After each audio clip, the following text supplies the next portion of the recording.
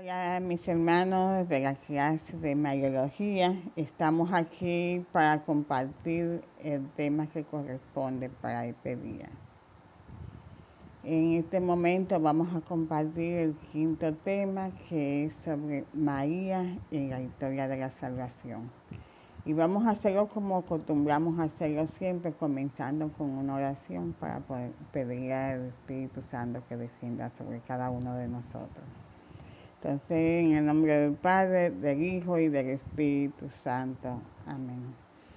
Te pedimos, Espíritu Santo, que venga sobre nosotros, que descienda con poder, que te derrame en nuestros corazones, en nuestras vidas, que nos transforme, nos renueve, nos haga merecedores de tu gracia divina. Ven, Espíritu de amor, y abre nuestro entendimiento, danos palabra de sabiduría y ayúdanos a comprender el mensaje que tú quieres enseñarnos en este día. Sobre todo, ayúdanos a comprender y ayúdanos a amar a tu Madre, Jesús. Ayúdanos, Espíritu Santo, a comprender el papel de María en nuestra historia de salvación. Eso lo pedimos, Señor, en el nombre de Cristo Jesús. Amén. Entonces, como le decía, vamos a compartir en este instante sobre el quinto tema, María y la historia de salvación. Recordándole que estamos haciendo la clase de esta manera debido a que en este instante yo estoy en los ejercicios espirituales. Y para no quedarnos, no atrasarnos, hemos decidido hacerlo de esta forma. Pero ya para la próxima clase, si el Señor lo permite, sí estaremos de forma directa uno frente al otro, compartiendo con cada uno. Entonces, continuando con el tema, vamos a ver cómo compartimos algo sobre el mismo. María en la historia de la salvación. En el Evangelio de Lucas 1:49, María dice: el poderoso ha hecho grandes cosas en mí, su nombre es santo. En este sentido, la vida de María es como un lugar de acción de Dios, un lugar privilegiado, un lugar donde Dios se manifiesta grandemente. En María, la salvación se realiza de una manera impredecible, sorprendente y grandiosa. El Señor en la vida de María actuó de una manera privilegiada, de una manera grande. Entonces, ¿cuál fue el plan de salvación? El plan de Dios en la historia. Vamos a ver cuál fue ese plan. Vamos a tratar de comprender un poquito más cuál es el papel de María dentro del plan de salvación que Dios tiene para la humanidad.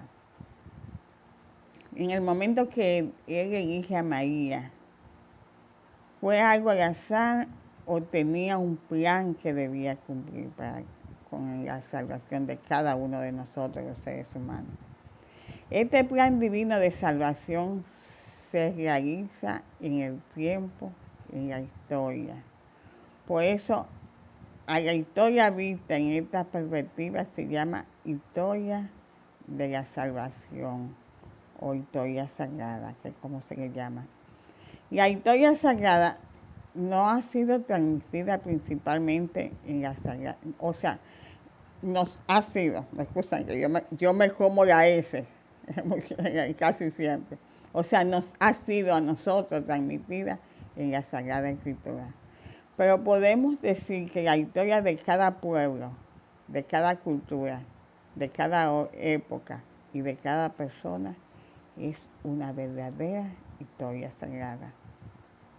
Ahora bien, el sentido profundo y pleno de la historia de la humanidad es la salvación.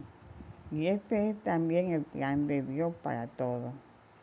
Dios quiere que todos los hombres se salven y lleguen al conocimiento pleno de la verdad. Y eso nos lo refleja, nos lo deja dicho en 1 de Timoteo 2:4. O sea, desde el primer momento, Dios no quiso que el hombre se quedara perdido en el olvido, sino que Él quiso que el hombre se salvara. Él es como que hizo un plan de que, bueno, tengo que hacer algo para que todo, cada hombre sea salvado, para que no se quede así. Y el plan de Dios es el plan de Dios es la salvación de todo. Y esta salvación consiste en vivir en comunión con Dios. Aquí, en esta vida, de una forma limitada, allá, en la vida eterna, de una manera plena y completa. O sea, yo puedo vivir, nosotros podemos vivir en comunión con Dios desde ahora, desde ya, porque el Señor nos ha invitado a ello. Y luego vamos a seguir disfrutando de esa plenitud cuando nosotros estemos en su presencia allá en su reino. Este plan de Dios tan maravilloso para el ser humano, Jesucristo lo cumple, lo realiza y lo supera plenamente.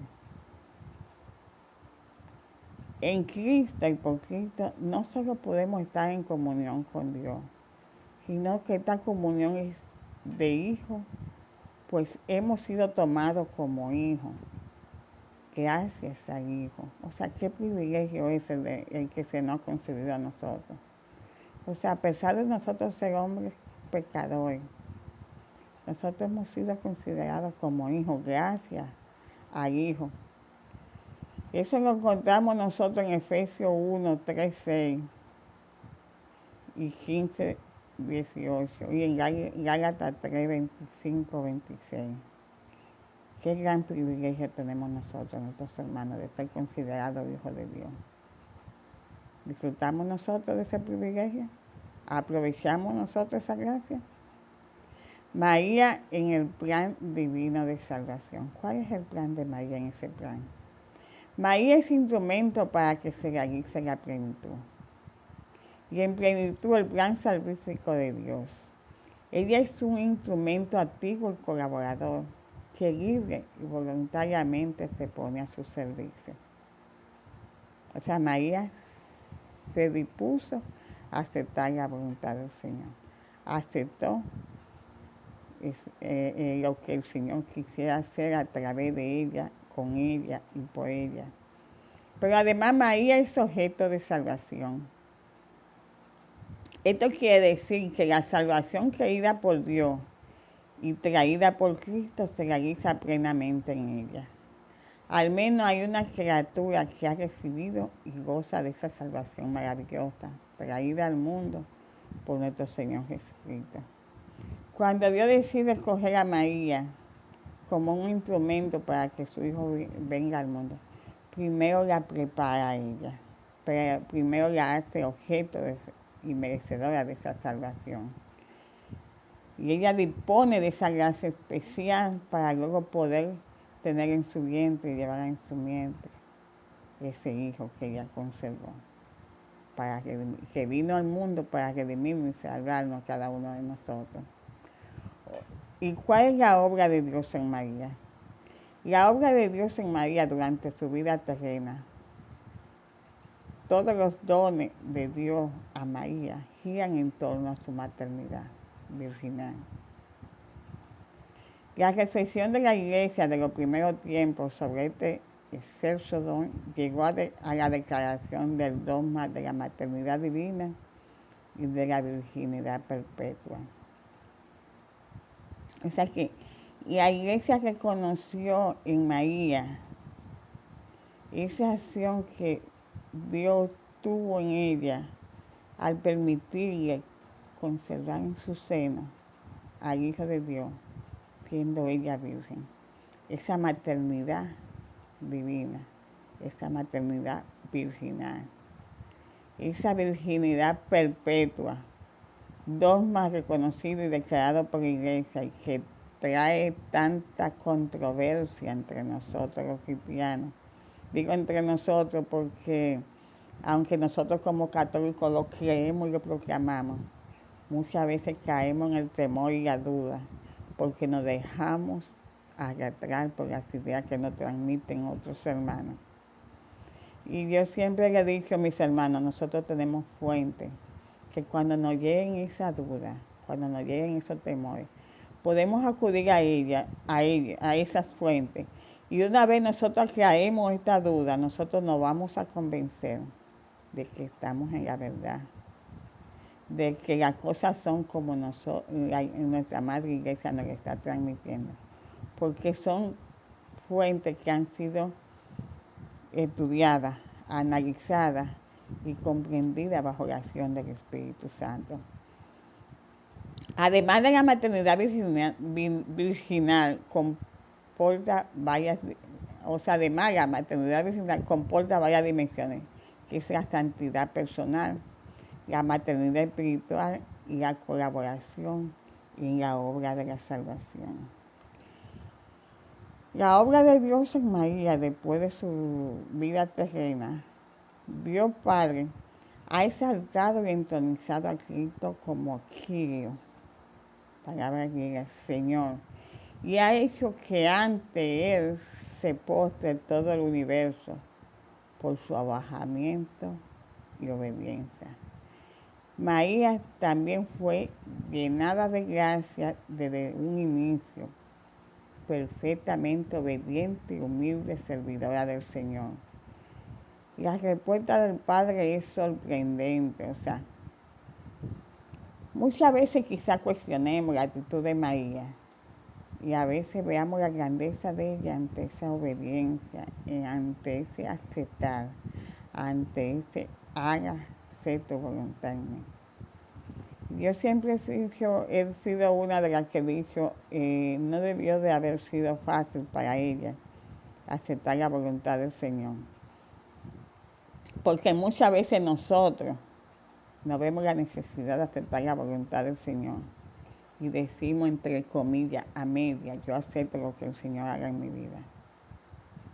Pero no aceptamos que se haga la voluntad del Señor cuando cuestionamos. Cuando nosotros increpamos preguntando ¿por qué a mí? Una de las gracias concedidas de manera especial a María fue la traslación inmediata al cielo, la Asunción. Allí ella es exaltada y goza de los bienes dispuestos y preparados desde el inicio. Lo vemos en 1 Corintios 15, 42, 44. Incorruptibilidad, gloria, potencia, espiritualidad y mucho más. Ella fue un ser sumamente especial, concebida desde el primer momento con esa gracia especial, Madre del Señor Salvador, una persona que aceptó la voluntad del Señor, que dijo hágase tu voluntad de manera plena, aceptando lo que el Señor quisiera hacer en su vida y con su vida. Y tuvo el privilegio de manera especial de gozar, como acabo de mencionar, de esa asunción al cielo junto a su Hijo. ¿Quién más merecedora que ella de ese privilegio? Porque el simple hecho, vuelvo y digo, de haber sido la madre de Jesús, la madre del Señor.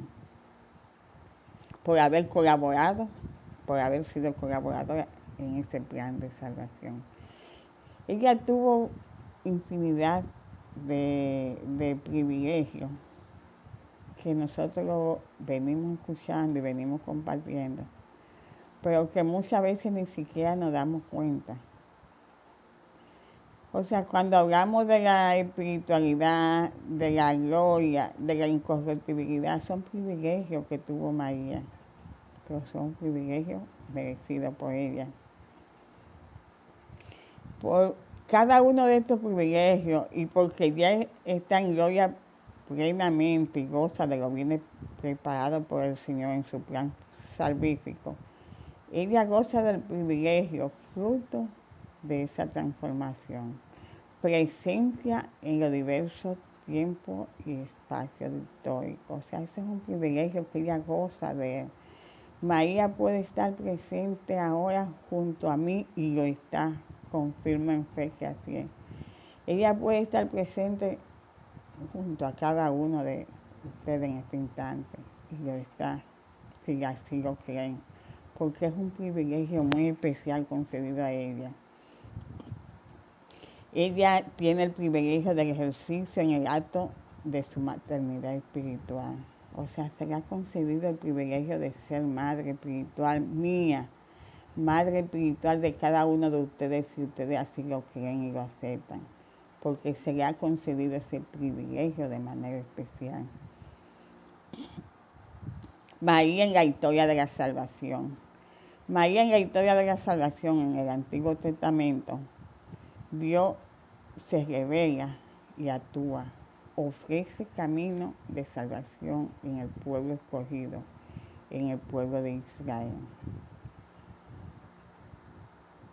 Cuando el pueblo de Israel cae, el Señor no lo deja, no lo abandona, sino que el Señor les sigue ofreciendo la oportunidad de que puedan seguirse restaurando. Al ser el pueblo escogido, de que ellos entiendan que ellos tienen un camino de salvación. María es la mujer de la alianza. Dios hace una alianza con María. Ella es la nueva hija de Sión, símbolo y gloria de Israel. A la vez esposa, virgen y madre. Ella también realiza el significado del arca de la alianza, porque es signo de la presencia definitiva de Dios con la humanidad. Realización de la historia de la salvación. En María Dios actúa y se revela a sí mismo. De la misma manera que se reveló en el Antiguo Testamento. Contemplando la historia de María podemos conocer y comprender la historia de la salvación y el proyecto cumplido y realizado por Dios. O sea que le vengo diciendo desde el primer momento de la asignatura, si comprendemos el Antiguo Testamento, cómo se narraron los acontecimientos, cómo se sucedieron, comprendemos muchas cosas que suceden luego en el Nuevo Testamento. El cumplimiento de la alianza. Obviamente todo el Antiguo Testamento gira en torno a Cristo y es en Cristo en que se cumple la promesa. Pero la promesa también se cumple en la Madre de Cristo. Bienaventurada tú, que has creído que se cumplían las cosas que le fueron dichas de parte del Señor, en Lucas 1:45. Como había anunciado a nuestros padres, en favor de Abraham y de su linaje, por los siglos. Lucas 1:55. Estamos en Lucas, estamos en el Nuevo Testamento. Entonces, ¿cómo viene y hace alusión a Abraham, su linaje, su descendencia? O sea, es una continuidad de acontecimientos. Todo esto sucedió para que se cumpliera lo que había dicho el Señor por boca del profeta, diciendo: he aquí que la Virgen concebirá en su seno y dará a salud un hijo y le pondrá por nombre Emmanuel, que quiere decir Dios con nosotros. Mateo 1:22-23. Pero esto nos lo hace alusión en Mateo, Nuevo Testamento, y es un hecho, un acontecimiento narrado del Antiguo Testamento. O sea, el profeta es quien está anunciando ese acontecimiento de la Virgen que iba a concebir en su seno. Y encima de todo nos está confirmando la virginidad de María en ese acontecimiento. María, elegida por pura gracia de Dios, es personificación de Israel, el pueblo elegido de Dios. Israel, María está personificando ese pueblo, María la elegida, Israel el pueblo elegido de Dios, el pueblo amado por Dios. María resume y concreta la larga historia de ese pueblo elegido, que es como una esposa infiel, o sea, 2:4. María también es elegida por pura gracia y representa y supera a Israel por su fidelidad al Señor. Ella es la primera que cree y la que comienza el movimiento de fe en Cristo, que constituirá la futura iglesia. La primera mujer que creyó, la primera mujer que comienza el movimiento de fe en Cristo, que constituirá a partir de ahí la futura iglesia. María es el compañero humano de encuentro con Dios. Ella es el núcleo central del Antiguo Testamento. O sea, estamos hablando de María en el Nuevo, pero este es el núcleo central del Antiguo Testamento. La mirada de amor de Dios sobre el ser humano.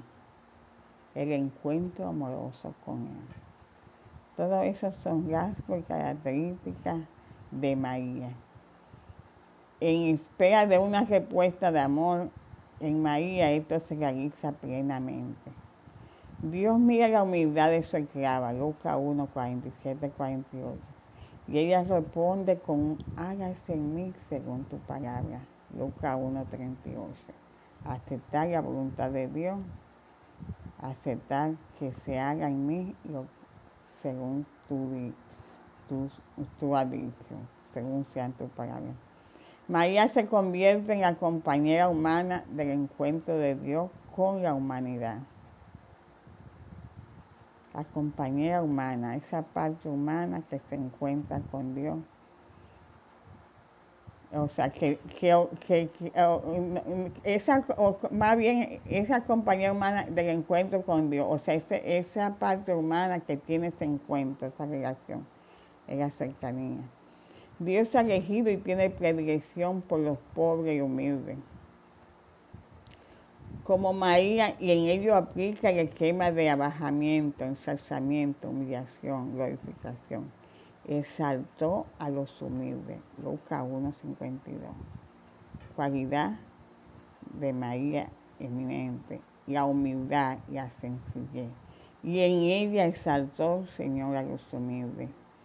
María en la historia de salvación en el Nuevo Testamento. O sea, estamos hablando de María ya en el Antiguo Testamento, pero ahora cuando hablamos de plan de salvación de María en el Nuevo Testamento, vemos que el cristianismo primitivo de años 33 al 50 de la era cristiana, no tenemos fuente literaria inmediata de este periodo.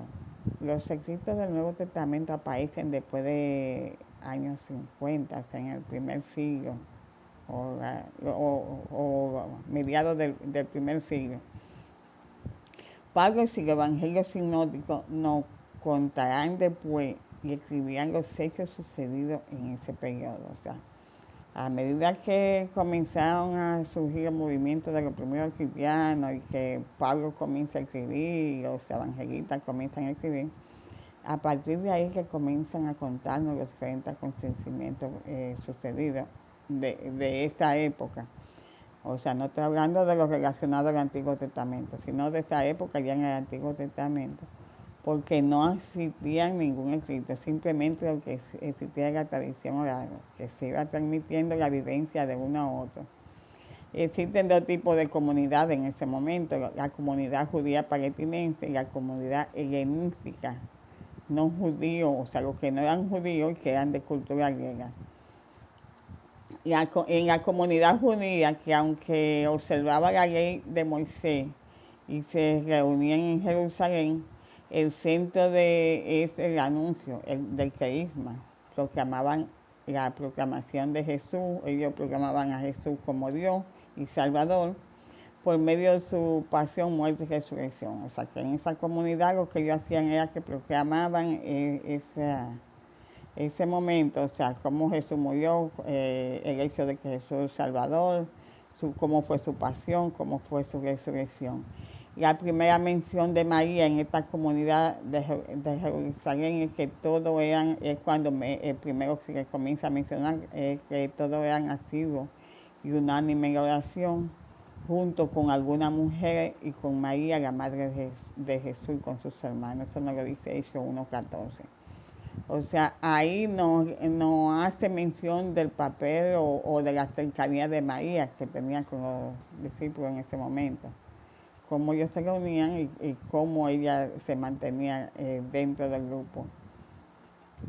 Elí, o Kai en griego, une y distingue a María de los otros grupos.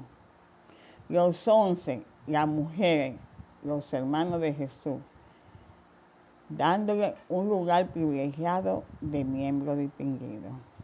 O sea, cuando leemos, todos eran asiduos y unánimes en la oración, junto con algunas mujeres y con María. O sea, al hacerme resaltar el y, decir y María, le estamos dando un lugar privilegiado. O sea, estaban los discípulos, estaban las mujeres, estaban todo el que se reunía, pero estaba María, una persona privilegiada dentro del grupo.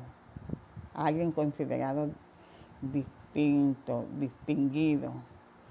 La expresión Madre de Jesús evidencia el vínculo cristológico único que ella tiene. Ella se integra eclesiásticamente al grupo de los discípulos, es parte del pueblo de Dios. María, junto al grupo de los discípulos, forma parte del pueblo de Dios. En la comunidad helenística, que es la otra comunidad que mencionaba, pre-paulina y presente en Antioquía, el centro del mensaje es Jesús, es el Señor. Implica el abajamiento del verbo que se encarga en el seno de María. San Pablo, del año 50 al 63 de la era cristiana, él en su predicación, Pablo es fundamental tanto para la comunidad judía como para la comunidad helenística. Esta predicación es sobre el gran designio salvífico de Dios, que ofrece la salvación a todos en Cristo por la fe.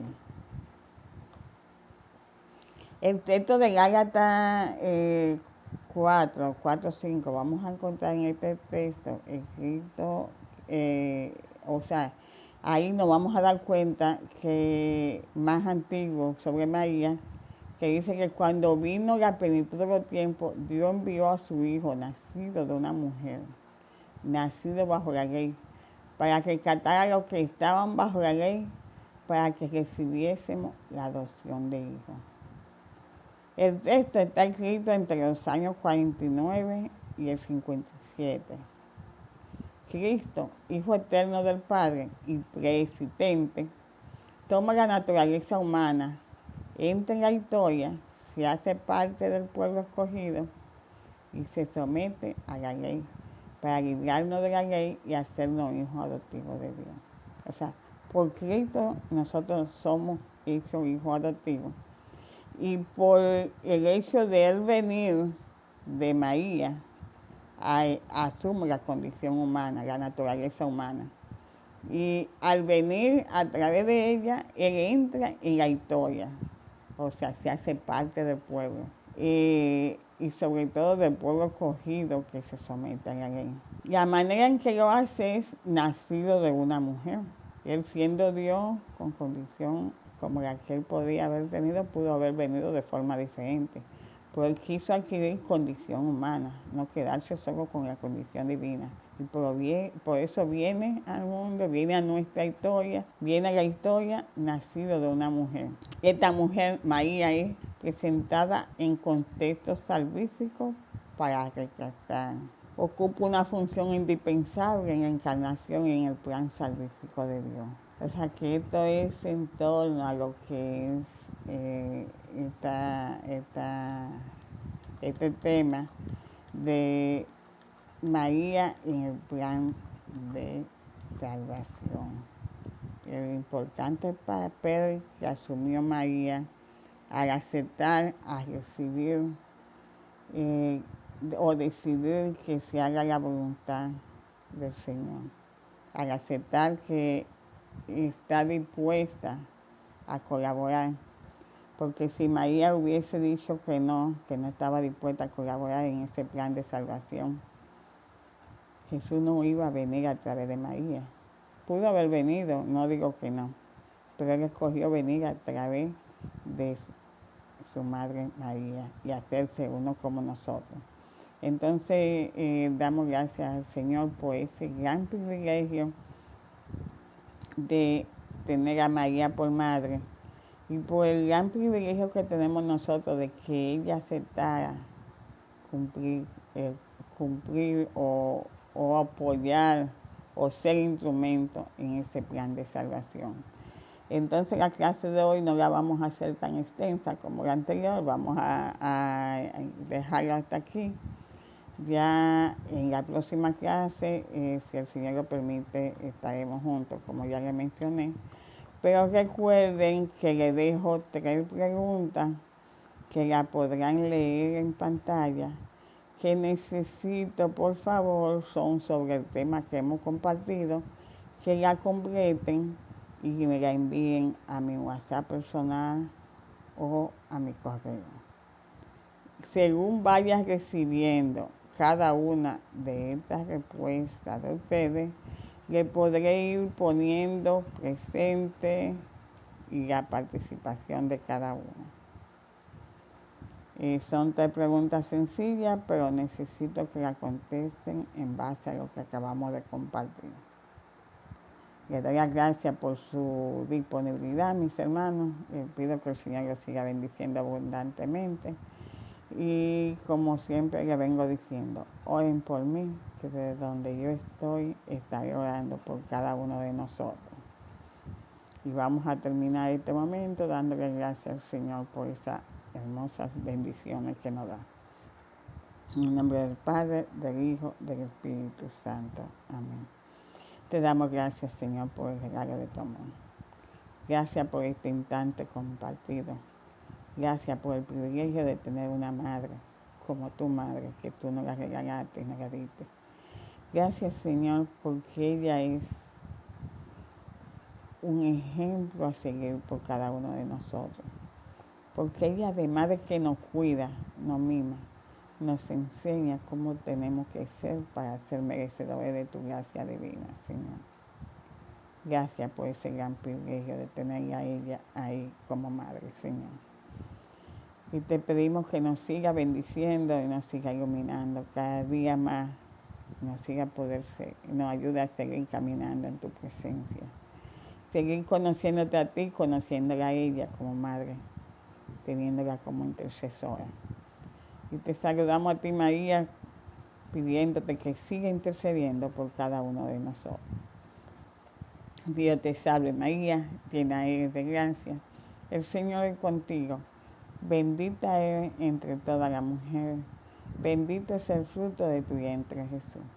Santa María, Madre de Dios, ruega por nosotros pecadores, ahora y en la hora de nuestra muerte. Amén. Gloria al Padre, al Hijo y al Espíritu Santo, como era en un principio, ahora y siempre, por los siglos de los siglos. Amén.